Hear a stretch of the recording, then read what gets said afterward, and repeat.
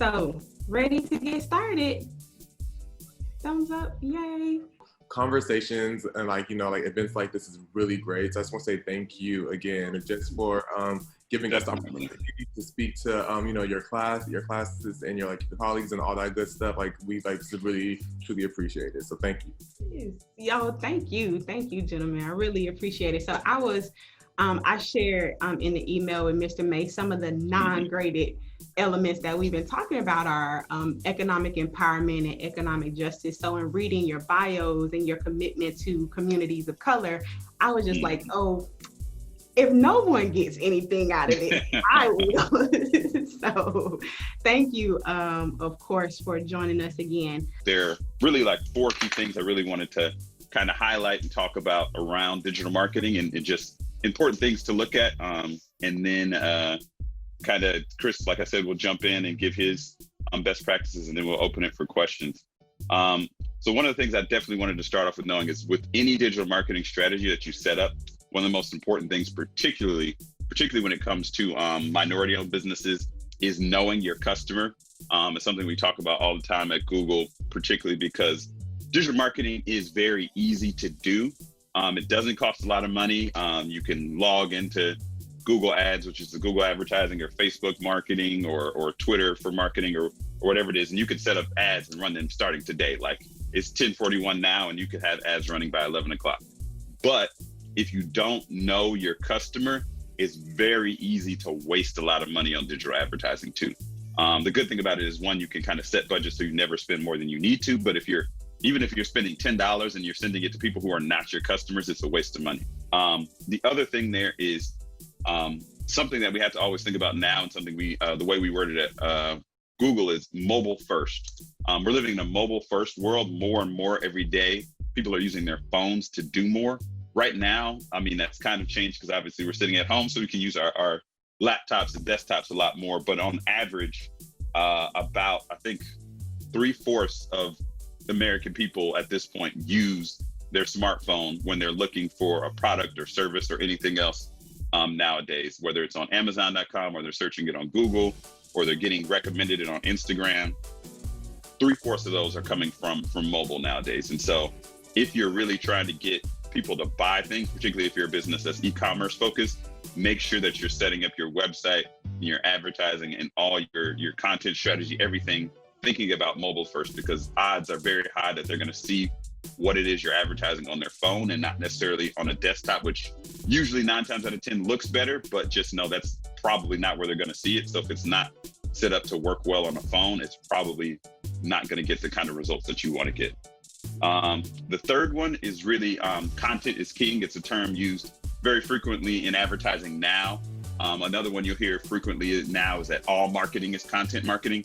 And really what that is, we had me and Chris did a whole episode about this, but it's really just how being a brand that not only informs but entertains is becoming so much more important for people to continue to engage and grow affinity and love for your brand. Don't just think about your brand in the realm of, let's think about an example of, say you're a skincare product. Don't just think about it in the realm of, okay, this can, stop me from being ashy if it's lotion, or I can wear makeup to make my face look better. It's also not just advertising in that way, but also what are the reasons that they're doing that? So they might want to hang out with their friends. They're going out socially and engaging socially. And what is the experience that's creating that does that? Or you can have a whole series around the equity and inclusion of the skincare industry and talk about things like, I'm forgetting his last name, but Richelieu, who started Shea Moisture.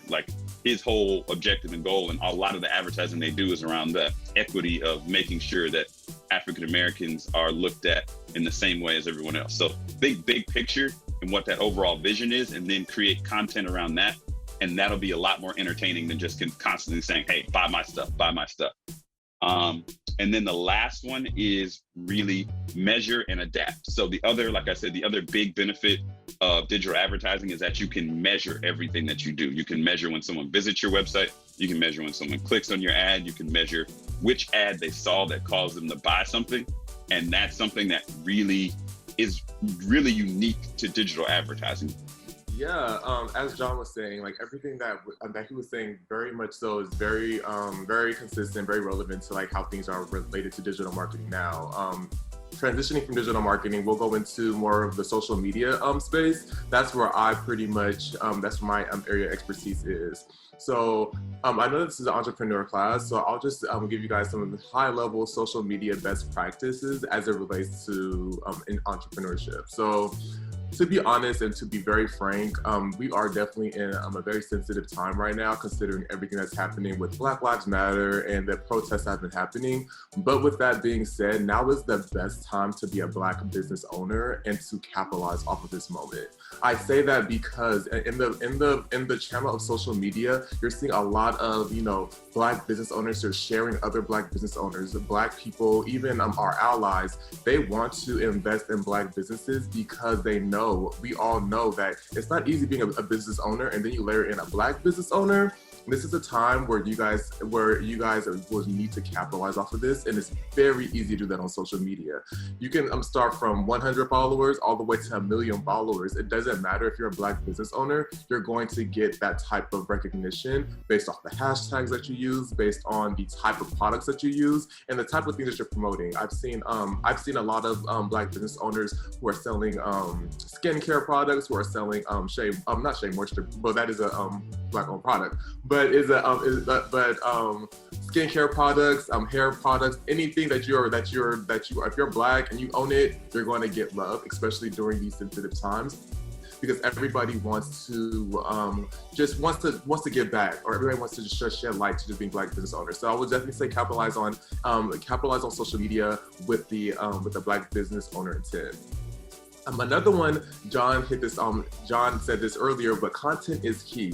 So it's very important to keep posting relevant content as it relates to your audience. It's very important to post every day. Me and John, we've been trying to post every day. We have our 9-to-5s, but like Digital Decode is our this is our passion. So you have to invest in it. You have to be consistent with it, even if it's a post, if it's a share, something.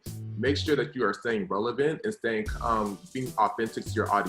Don't post anything that's not relevant to your brand, and stay away from posting things that are just of you. Like, people love to see you, social media loves to see you, but you also want to make sure that your content speaks for your business. Make it less personal about you and make it more about your business. If you go to my personal Instagram page, you'll see Digital Decode, but you'll see more of my face. If you go to our Digital Decode Instagram page, you're going to see things that are just relevant to Digital Decode. And we want to definitely draw that line, because your audience is going to be people who are there for your business, not for you.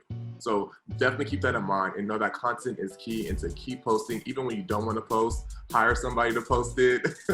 Just make sure that you're just being very consistent. I would say when you're starting off, try to post at least once a week. Then once you get in 3 months, then start posting every day, at least once a day. The last thing I would say is, I'm a very frank guy, so don't be cheap. Invest in your marketing, invest in your business. Even a simple thing as boosting posts. You can reach out to myself or John, because we're starting to do this now, where you can boost posts, your social media posts, where you're going to reach people outside of your network. So when you have a social media account, for example, you have your social media already set up. When you boost your post, you can target people who you don't even know, but you're targeting people who are based on the interest segments the targeting segments, whatever you put on. So say if you are a skincare owner, or say if you want to have a vegan truck or anything like that, you can target people based on their online behaviors, and then your ads or your social media posts will be seen by people who are of those interests. So, and it could be anywhere from $50 a day, $50 a week, or even all the way to $1 million. I've managed a lot of campaigns where we've had campaigns where $2,000 all the way to $2 million. I would just say invest, because you are starting out as entrepreneurs. you can just like put $50 aside for each week. You know, every time you get paid, or every time you do have money, just put $50 aside each week, so that when you do have a post that you want to boost, then you can use that money that you have aside to get it to the mass audience. That way, you're growing your reach, and you're scaling your audience as well. So you'll be reaching people from Atlanta. If you're in California, you'll be reaching people from New York. If you're in Florida, it just doesn't matter. But it's a really great way to basically grow your business and your reach and your followers authentically. And those are the 3 high-level best practices that I would say that relates to entrepreneurs during these times right now. Let's see, what does it say? Hello, John. So would you agree that creating 20 ads and using the same verbiage, but changing the image each time and using the data as a measurement tool of which ad to keep? Absolutely. So this is what we call A and B testing. It's used very frequently both in social and non-social digital advertising. And really, in order for it to be real adequate, whatever you want to call it, the right way of A and B testing is that you really are supposed to do exactly what you're saying, in either with the visual components or the copy, as advertising calls it, of the ad. You either change one or the other, and you're really only supposed to change one or the other to do appropriate A and B testing to know which one is more effective. So like you said, if you do the text and then you change the image, then that's appropriate A and B testing. And whichever one had the better results, that's the one you can run. Or maybe even you find insights into the one that didn't run as well and say, hey, even though this one didn't get as much engagement, it did get more engagement from the people I was more interested in getting engagement from. And so maybe I run this one still, but with a smaller budget, and run this one more with a larger budget, or realize one is better for awareness and one is better for action, conversion, as we call it, which is the actual act of buying, whatever it is. So yeah, that's absolutely the right way to go about that. Right. All right. Hi, good morning, Mr. John and Mr. Chris. Thank you for your time today. We appreciate you both. I wanted to reach out in regards to just your best recommendations or some great resources that you would encourage us to utilize when it comes to studying our target audience, so that we can create the best type of marketing to capture them and attract them to our businesses. John, did you want to go first, or I can go? Yeah, if you want to go, and then I'm thinking of 2 or 3. I'm gonna write them down real quick. Yeah, I'm just gonna say off the top of my head, is really from a social perspective, there's so many targeting segments that you can use from Facebook, Twitter, LinkedIn. As if you could type it in, it's already been done before. So if you want to, I'm using this example again, skincare, and you want to reach people who are your business is a skincare, you can just type in skincare, and then there's going to be characteristics or segments that you can just plug in, and those will be the people who you'll be reaching. You're reaching people based on their online behaviors. So although they may not purchase it, they will have an interest in it. And that type of those are the type of segments that you can use. And it's very unique. It's really specific as well. So that will help you stay true to the people who you want to reach. I would say but if you want to get really concentrated on who you want to reach and who you want to target, I would say definitely rely on your first party data. What that is that's data that you already own. So that's like emails that you have people, if you had ever done an Eventbrite, or if you ever had a sign up list or a list of emails, you can target people based on their email addresses. And that will be information that you own, that you have, that you can reach your most qualified customers. And if you want to go another step, you can make a lookalike off of that data. So a lookalike is people that look like they look like the people that you already have reached. So that's even broadening your audience, but that's also still being very specific to who you are. Another great one would be website targeting. This is a really great type of targeting characteristic, as you can target people who visited your site, and you can retarget them 30 days later or even 90 days later, and you can make a lookalike off of that as well, because that's something that that's a very concentrated targeting as well, and you're going to see a higher conversion rate from that audience because they visited your site before, and they're seeing your ad again, so they're going to be more likely to make a purchase or make an engagement on your website or ad. Yeah, and to John's point, so basically how Digital Depot came about was just like, we both work in marketing. He works on the publisher side and I work on the agency side. And at the fraternity event, we basically like, okay, we both work in marketing, and he's like, well, we know this information, but we know that it's not available to people who look like us. So why not provide that information? I'm not sure about you guys, but if you guys ever watch the do-it-yourself video or DIY your video on YouTube or anything like that, typically seeing it from a lens of a person that doesn't look like you, and they're using jargon and words that doesn't look like you. And we're thinking, why don't we have that platform? Why don't we have the opportunity? And that's what we're doing right now. And we just started this. We started planning in February, and we really just started launching our content about the end of February. And then COVID came around, and now we're now getting in a place where we're now being more consistent. And the feedback that we've gotten from has been very great. We definitely we just had our first client a few days ago where we helped them with their first virtual event. So it was really great seeing the kind of traction that we're able to do. And all this is for people like you, entrepreneurs. We're not asking for money. We're not trying to gain anything. All we're trying to do is just share information, because I feel like in our community that's something that is not really done effectively. And I think that we have the resources, so we have the knowledge, so that's why we're sharing it. That's amazing. So thank you, because I look forward to being a benefactor of your expertise. So thank you both for what you're doing. Absolutely. So Mr. May, you've talked about having a connection at 90.5. You've mentioned that you have the fraternity in common.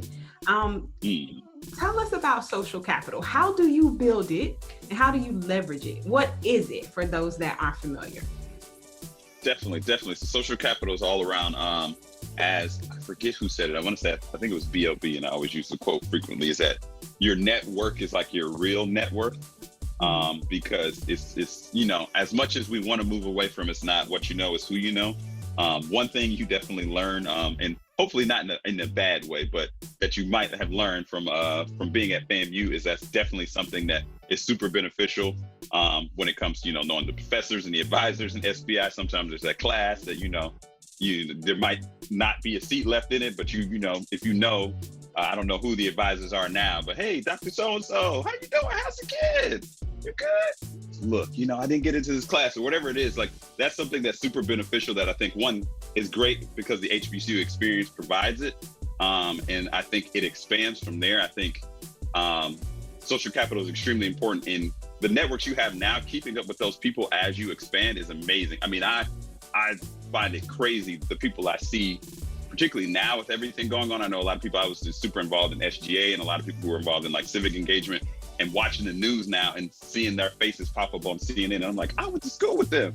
I remember eating in the calf with them. I remember not having enough flex bucks to get in, or like giving them some of my flex bucks so we could get some wings or whatever from the Orange Room. Like, it's crazy now. Now they're like, campaign advisors for people running for president, or they're, leading social movements, or they're, creating their own films and entertainment products, or have gone completely away from what they majored in. They might have majored in business and decided to go in acting, but all those people are still people I'm connected with and knew from my days on the Hill. And like, now that I'm getting at this point where I'm kind of blending, trying to be entertaining, but also providing a resource, those have been extremely important to be able to reach out to those people that have an entertainment focus and those people that have a business focus, and use those resources to help grow.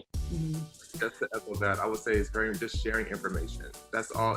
That's all we're doing today, just sharing this information, because we have all the knowledge. We have everything that we need to do. We can execute anything that we want. But why keep all that in when you can share it? And that will help somebody else. I found it for myself personally that sometimes I feel like I can do everything on my own. But when you collaborate and when you share the information with someone, it can be done a lot more effectively and a lot more efficiently. That is so interesting. There's actually an African proverb that says, if you want to go fast, go on your own. Because like you said, you have all the skills, you have as much of the knowledge as you think you need to get something done. But if you want to go far, you go together. And so that is such this duality though of being in a community of color, because how many of our parents and aunties and uncles say, well, don't tell anybody what you're working on. Don't tell anybody your dreams. If you all have had experiences, or if you've gotten advice like that, how did you overcome it to open yourselves up to opportunities or to creating them so that you could go far together? I think for me, it just comes with experience. You know, like you said, you know, everybody tells you don't tell nobody. You know, don't tell anybody your wins, or don't tell anybody what you're doing. Like, that is very true. But then when you realize that, when you do start to tell people, when you do collaborate, and when you do see that this is actually a lot, I went a lot further, and I got up there a lot faster by collaborating. You know, and you can't do that with social media. You can't get far without collaborating. You know, you have to have people. Social media is a sharing platform. It's a social platform, and social means, you know, you have to talk to people. You have to share information. So with that being said, it's very important, especially from a social media perspective, to share information. And to answer your question again, it just comes with experience. You know, you're not going to get it right the first time, but you have to figure out what ways can you do it better, and that's basically sharing, collaborating. Like, I know, again, another cheesy rap verse, but I know a lot of people recite Lil Wayne's best verse as being real G's moving silence like lasagna. But Lil Wayne clearly isn't moving in silence. Clearly we see, you know, at the same time that he's a rapper and has to show off what he's doing at the same time. So it's like there's a certain level of planning that goes into, you know, secrecy and planning, but the secrecy and planning still shouldn't be just yourself, but it should be your most trusted advisors. And then you work with them to come up with a plan, and then you expand that plan out. So it should be a constantly like growing circle. But yeah, never alone. And I think that took me a long time to learn. I was always, you know, keep your head down and work hard, and eventually you'll get there. And once you're at the top, then you can tell other people about your ideas. But I think just like Chris said, I think it just came with experience and learning that you will not get the recognition you need if you do that. And recognition, and particularly knowledge and being known as a subject matter expert in whatever it is that you all want to be entrepreneurs in, is so much more important in the digital age. Like I said, particularly from a content and just like network perspective, that it's important for people to know what you're working on to a certain extent. Mm. Very cool. Very cool. So how do would either of you consider yourselves introvert? Absolutely. Really? I'm a social introvert, extrovert. You know, just depends. It just depends. I think the reason I know I'm a social introvert is because I need like time to recharge after being in large social gatherings, especially like huge networking events. I used to hate those, honestly, particularly like grabbing the drink in the especially, you know, when you go to the receptions and stuff and you got the food plate and the drink, but you know, you're told you're supposed to have one hand free, and just all that would go into my head and thinking about, oh, where are my business cards? They in my pocket. Like all that stress would happen to me, and then I would not get across what I want to do, or I would like end up just like looking at my phone because I don't really want to engage with these people as much as I want to. So I'm going to stay there as long as I have to, and then I'm going to leave. But I feel like the more I got just comfortable and confident, just like being myself, the less difficult it came to be introverted and social at the same time. Like, I think just stop as an introvert, stop focusing on what makes you not social as an introvert, and just being yourself and coming across genuinely makes it a lot easier to be extroverted for a limited amount of time. Definitely recharge your batteries, get away from people, you know, read a book, work on whatever it is, listen to music, whatever it is that recharges you. But like, just, I think being genuine makes it so much easier to be extroverted as an introvert for a limited amount of time. Right. I completely understand where you're coming from. And the reason that I asked that question, you know, if you consider yourself an introvert is, and as a product of SBI myself, I, for the longest time, didn't know that there was a difference between being shy and being an introvert. I thought they were the same thing for a very long time. But then, you know, to your points, as you get more lived and life experience, you begin to see these differences in the terminology. And just based on my relationship with some of my students, I know that some of them are introverts. And so putting myself in the shoes of having been an SBIN and dreading going to the networking events, But by the same token, the skills that I developed from those networking events and all those soft skills propelled me in the establishment of my own business and getting further in the local industry in my own business. So now I understand the value of them. But I also always want to help paint the picture for students who consider themselves introverts that there's a way to capitalize on that. And so I wanted you all's input on how you accepted your place in life as a social introvert, but made it work in your favor and that you were able to leverage that characteristic. So I just wanted to kind of give that context for them. I think that's a really great, the way that you framed the question was really great, because when we first posted our first Digital Decode episode, right? I was like, oh, whoa, we're getting a lot of feedback, a lot of comments, and I started to get in my introverted, shell, but the extrovert in me, the social in me said, no, you have to put yourself out there. If you want to be successful, if you want this to work, if you want to be this voice that you say that you are, if you want to have this platform or be this service to the Black community, then you have to put yourself out there. So, but when we did put our video out there, we know that not everybody's going to agree with this. Not everybody's going to like us. Not everybody's going to have some feedback, but you can't let that take you into your shell or be scared to put yourself out there. So, yeah, that's all I have to say. Thank you for that. In the class, what I try to introduce is this concept of human-centered design, and taking the humans, the people, and the holistic and emotional and intellectual aspect of who your customers are, and not just the transactions that your customers represent, and bringing that into how you do business, how you build your business, and how you communicate what those solutions are. And a part of that is understanding the impact that your messages are going to have, that your pricing is going to have. And so to your point, Chris, about, saying this is how I want to serve my audience, or this is how I want to change my little part of the world, some part of me has to get over myself. So bearing in mind that there are problems, however small or large the problems are that our part of the world is facing and that we have the expertise to address, I strongly feel that we're doing a disservice to people if we don't come to the marketplace, or if we don't say, this is who I am, this is what I'm offering, or this is the brand that I'm creating, and this is how I want to help you. So I really wanted to, pull in that thread about being an introvert, that's an opportunity cost that we would be paying if we delve into that and not really look at the impact that we can bring to the world. So thank you for your perspectives on that. Cool. So then with that, are there any parting words of advice that either of you would like to share with us? Yeah, definitely. I think, no, go ahead, whichever. I think that one, you're taking the first step, and I'm so excited about it. Like I said, again, that there is a more entrepreneurship,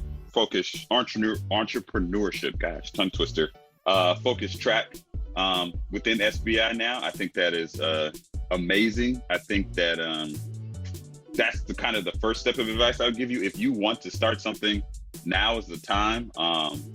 Particularly like I said, there's a lot of opportunity for growth in business. There's a lot of support for Black business right now. A lot of companies providing free resources for Black businesses. So stay the course.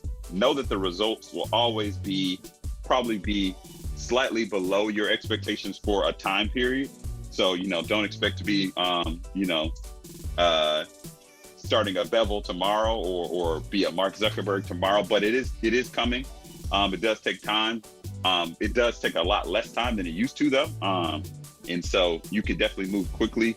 Also, just don't be afraid to fail. Even if this business isn't the one that ends up working for you, don't let that entrepreneurial bug die. That's something that I did for probably about 2 years.